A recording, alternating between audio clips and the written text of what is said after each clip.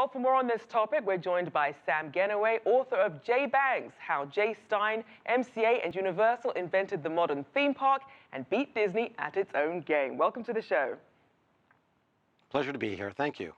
Now, Sam, let's start with a quick check-in. From revenue to customer satisfaction and the overall experience, how is Disneyland doing 6 months after it opened in Shanghai? My impression is that it's following the tradition of most of the Disney parks, which is that they open with a bang, and then they have a lot of teething problems as soon as the park opens. The plans that they had laid out don't necessarily come to fruition. The same thing has happened here, like it happened at Disneyland, at Epcot Center, at the Magic Kingdom, and they're getting it together. They recognize that some of the issues are capacity, and they're working on that. They're certainly working on the trash issue. They're going back to Walt Disney's playbook by having sweepers everywhere that are trained so that they can pick up a cigarette butt before it even hits the ground.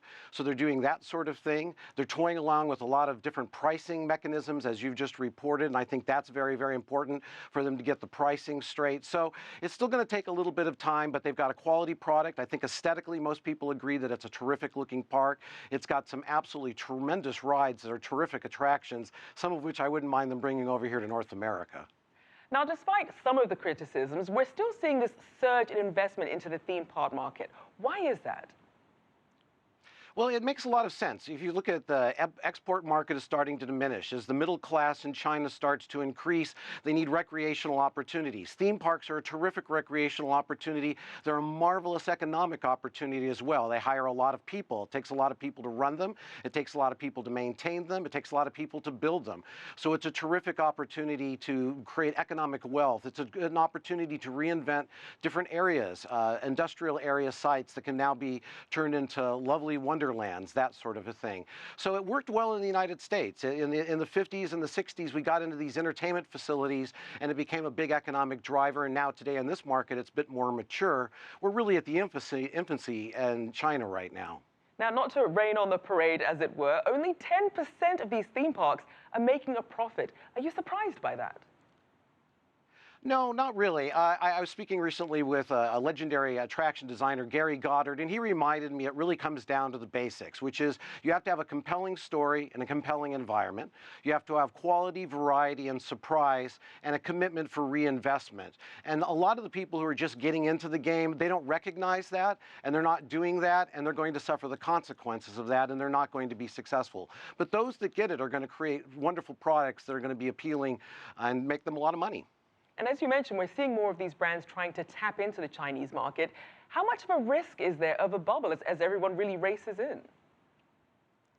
I don't think that's the case. I think that a quality product, a good theme park that has some value to it is going to succeed. The things that are pale by comparison, the cheap ones, the ones that are just done off the cuff, that's going to fail. It's as simple as that.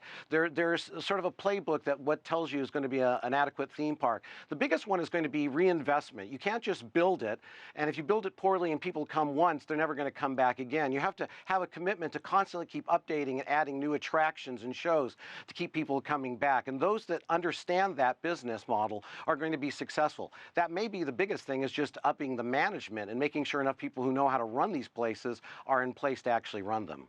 Now, we're also seeing that China will embrace Universal Studios, Six Flags, and Legoland in the next few years. How do you see that shaping up the theme park competition there? Oh, I think it's terrific. I think that the Universal Studio Park is just going to be an absolute home run. It's going to have quality. It's going to have intellectual properties that are going to be very, very appealing.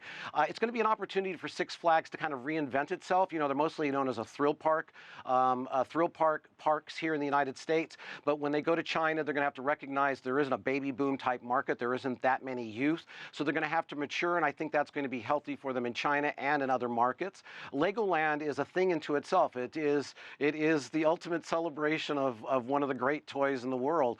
And so it has a built-in audience. I think that they're going to up the game, and they're going to challenge the Chinese companies to be very, very inventive and up their game as well. All right, thank you so much. We'll have to leave it there. Sam Gennawey, author of JayBangs.